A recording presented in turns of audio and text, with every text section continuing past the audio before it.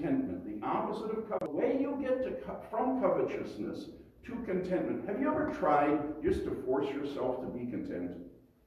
It doesn't work, does it?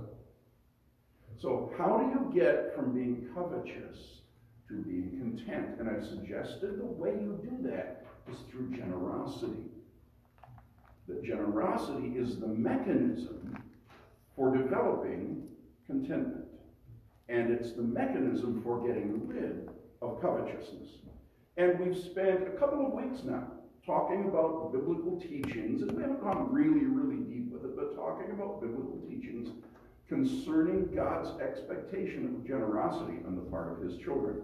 As it happens, we have 2 entire chapters in 2 Corinthians that are geared exactly to that theme. And we're not going to, I don't want to go real deeply into these chapters this evening, but I do want to pick out a couple of themes here that are intended to encourage us in terms of generosity. First, you'll find in 2 Corinthians chapter 8.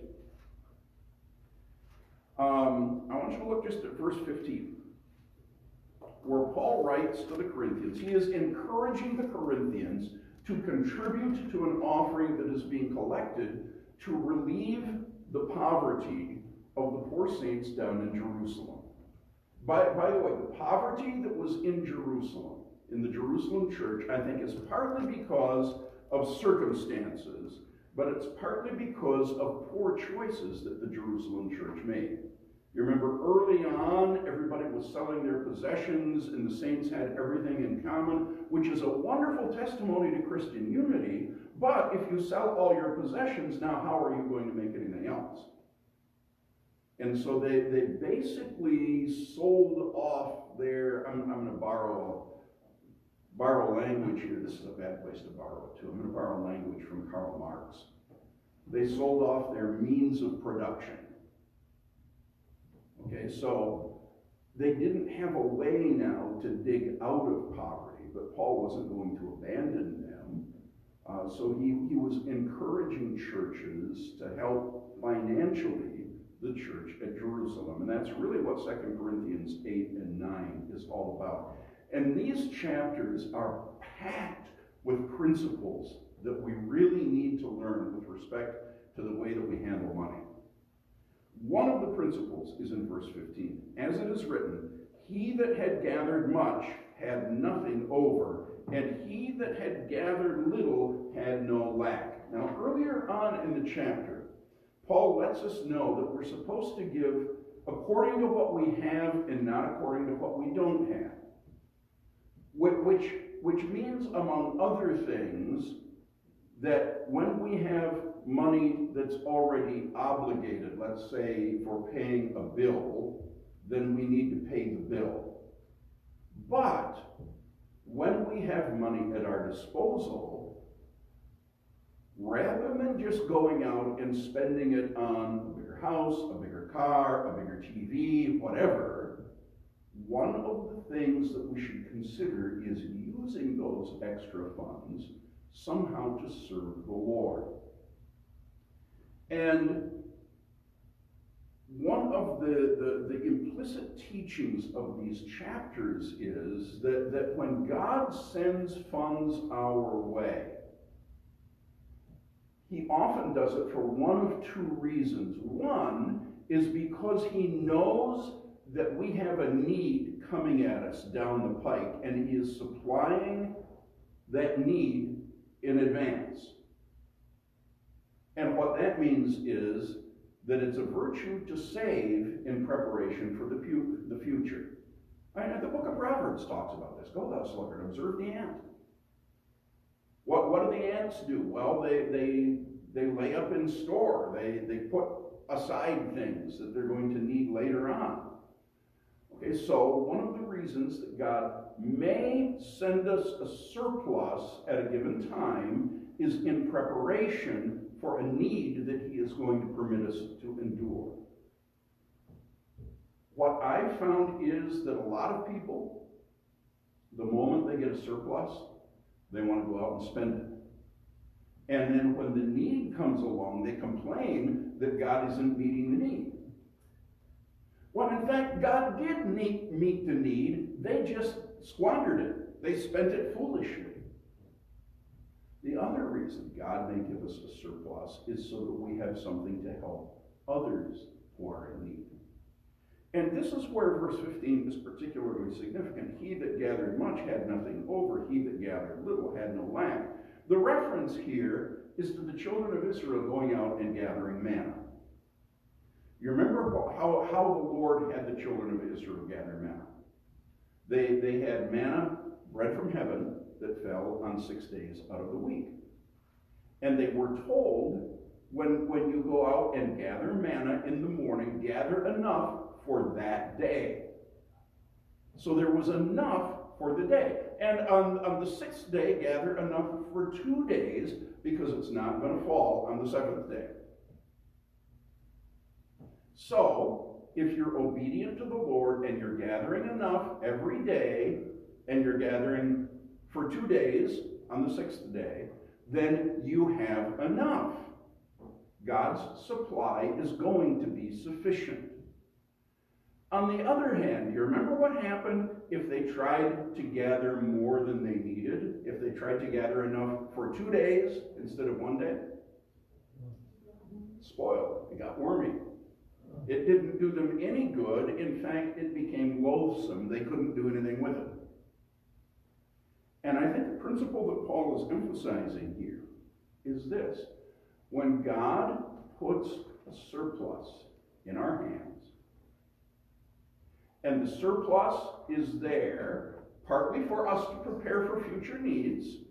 I was listening to a financial advisor just the night before last who was saying that wisdom dictates that a family should prepare a year's worth of sustenance, so that if the wage earner of the household loses his job, gets injured, whatever, they can survive for a year on what they have saved. I think that's a thoroughly biblical principle. Okay? Having a year in reserve. Now, I recognize if you're in your 20s, you're just getting married, you're just starting out.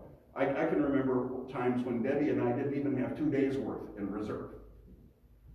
Okay, but it is good that a man should bear the yoke in his youth, right? This is why you work hard when you're young and you have that kind of energy. And at first you're just getting by, and then you can save a little bit, and you have enough to meet emergencies when they come, and then you have enough. Eventually the goal should be that you have enough that you don't have to depend on others to support you when you can't work anymore. Okay, so you're doing all that. God has supplied that need, but now maybe God has given you some to help others. God wants you to be generous. What's going to happen if you try to hoard what God has given you to be generous with? Well, the point that Paul is making in this verse is, if God has given you something with the intention that you should pass it along to somebody else, you're not going to be able to hold on to it. In fact, just like the children of Israel who tried to gather the extra day's worth of manna when they weren't entitled to, not only is it not going to do you any good, it's going to pollute things. It's going to spoil, it's going to go wormy. You're going to end up throwing it out. You might just as well have given it away the way the Lord intended you to. So there's a principle here that encourages us in our generosity. There are lots of reasons for us to be generous. This is one of them. If you're trying to hold on to more than you should, it won't do you any good. In fact, if we're trying to hold on to more than we should, it's going to hurt us rather than helping us. There's another principle that I want to just glance at over in chapter 9 here.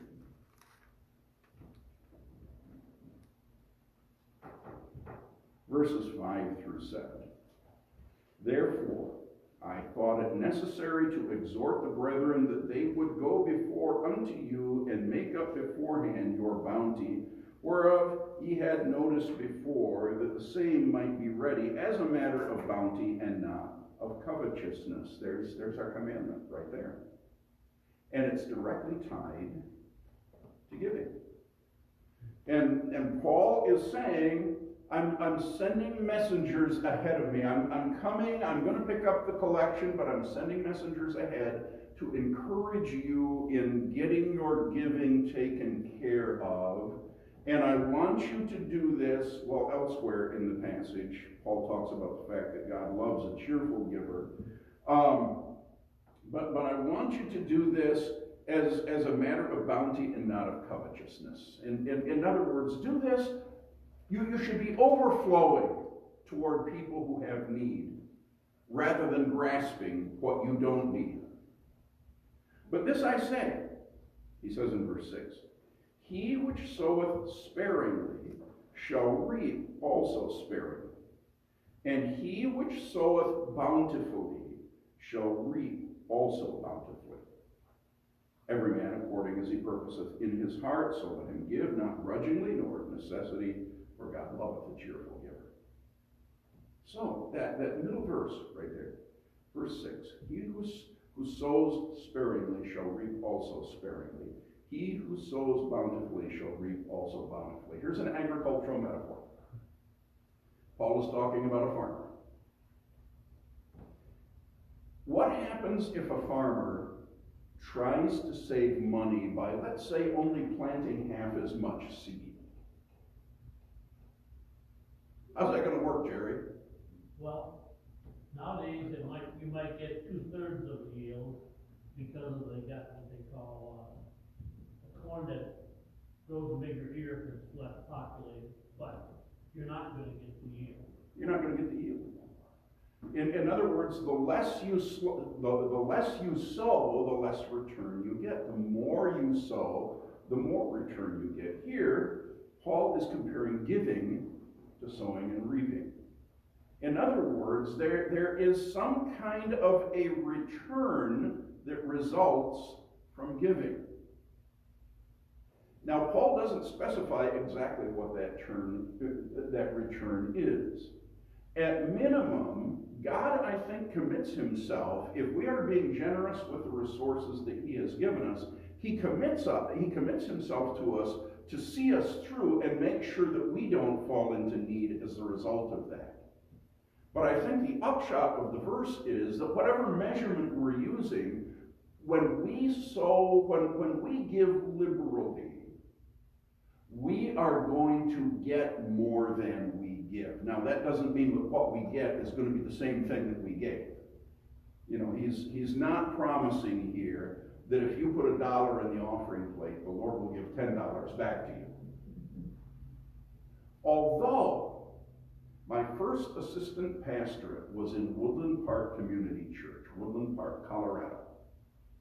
And the pastor of the church actually led to the Lord the deputy police chief from Manitou Springs, Colorado. And he and his wife began attending our church. And he and the pastor were one day talking about giving, and the pastor made reference to a particular passage, and this fellow just had the impression, I don't know where he got the impression, but he got the impression that if he were to give something, the Lord would give him back 15 times more than he gave. And so he thought, I'm going to give it a try. And he gave some huge, for the time, huge sum of money, $1,000, $2,000, something like that. And the pastor found out he'd done it and nearly panicked. Because, of course, the Bible doesn't teach that. I mean, that would be a great investment program if that were what the Bible taught. That's not what the Bible teaches. And so I remember praying with the pastor, and the pastor saying, Lord, I don't know what to tell the guy. You got to help me here. And it actually happened that week, the guy got a check in the mail. The deputy police chief got a check in the mail for 15 times what he had just given. And I'm not saying that you ought to do that. I am saying, I think maybe the Lord just honored the guy's intent, even though it wasn't, strictly speaking, a biblical promise. But I think there is this. God does commit himself to bless us more than we are blessing others when we give. Jerry, you have a question? Would that come under the faith of a mustard seed? It might. It might. It might just come under believing naivete. The guy didn't know better than just to trust God. So it's sort of a pity that we've wised up enough that we don't feel like we can. But you can trust God. That's what this verse is all about. And the more you sow, the more you reap. The more generous we are financially. And God doesn't promise to bless us dollar for dollar. He doesn't promise that the blessing is going to be in the same denomination as the giving. But God does promise to bless us more than we have blessed others. He promises to give something to us that is more valuable than we have given. And Paul's principle is, if that's the case, then we ought to be giving liberally. We ought to be scattering as much seed as we can to enjoy as much of God's blessing as we can.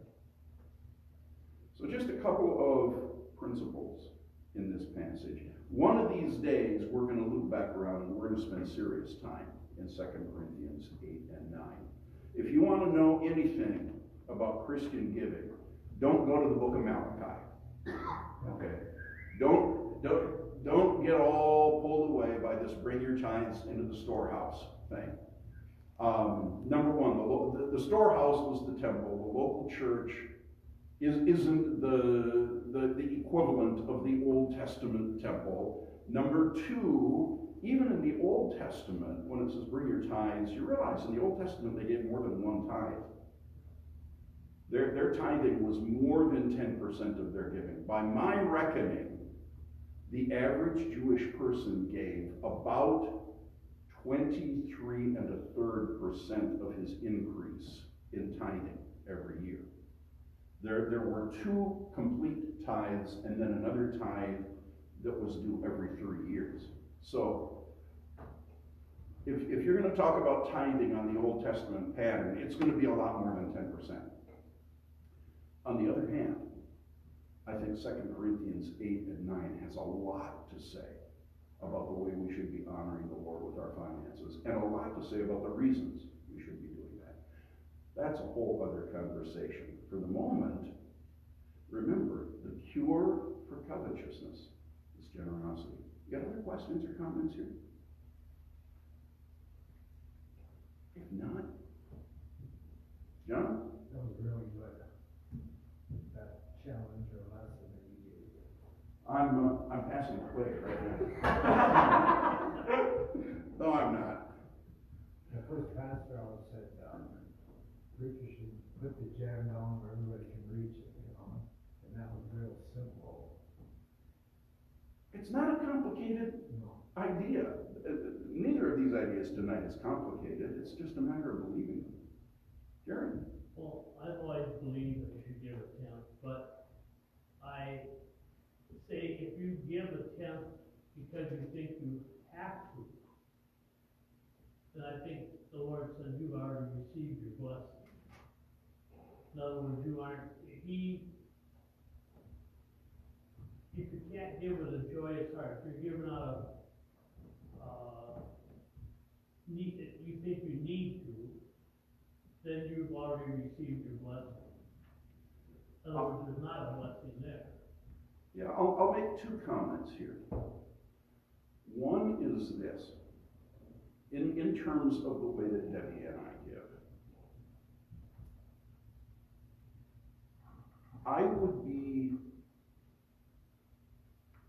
we have so much more that Christ has done for us than God did for Old Testament Israel. I would be embarrassed before the Lord to give less than the temple tithe that was expected of an Old Testament believer.